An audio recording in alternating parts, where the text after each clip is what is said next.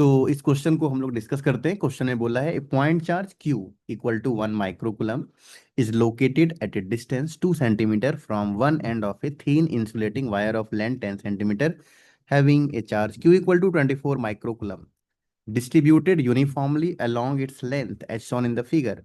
Force between Q and the wire. तो देखिए question में क्या बोला है ना कि हम लोग क्या जानते हैं, अगर एक रॉड है और इस रॉड पर चार्ज कैपिटल Q है और डी डिस्टेंस पे हम लोगों को यहाँ पे चार्ज निकालना है स्मॉल q। इस चार्ज पर टोटल फोर्स चाहिए हम लोगों को। तो फोर्स का जो हमारे पास फार्मूला आता है वो क्या आता है, K into capital Q into small q divide by D into D plus L. अगर आपको इस फार्मूला के बारे में आइडिया नहीं है तो आपको हम इसका वीडियो के डिस्क्रिप्शन में लिंक दे देंगे, वहां से आप इस डेरिवेशंस को देख सकते हैं और ये इंपॉर्टेंट डेरिवेशंस है। तो क्वेश्चन में बोला है कि एक पॉइंट चार्ज है जिसमें Q का वैल्यू 1 माइक्रोकुलम है, मतलब यहाँ पे जो चार्ज रखा है स्मॉल q का वैल्यू है 1 माइक्रोकुलम। और क्या बोला है, is located at a distance 2 centimetre from one end, मतलब ये d स्मॉल d का वैल्यू दिया हुआ है हम लोगों को 2 सेंटीमीटर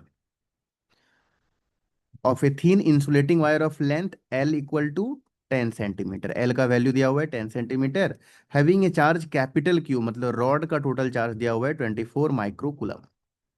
बोला है क्वेश्चन में force between Q and wire, इन दोनों के बीच का फोर्स चाहिए। तो ये फॉर्मूला बेस्ड क्वेश्चन हो गया। तो फोर्स का जो वैल्यू आता है वो हमारे पास क्या है, force equal to K into capital Q into small q divided by D into D plus L.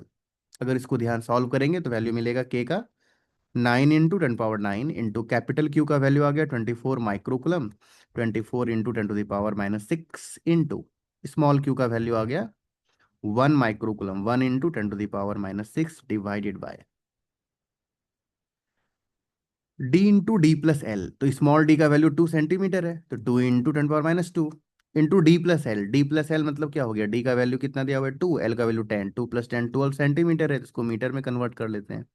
अब इसको हम लोग सॉल्व करेंगे तो वैल्यू आएगा 9 into 10 to the power 24 multiply 10 to the power 9 और -12, तो आ जाएगा 10 to the power -3 divided by 2 into 10 to the power -2 into 12 into 10 to the power -2।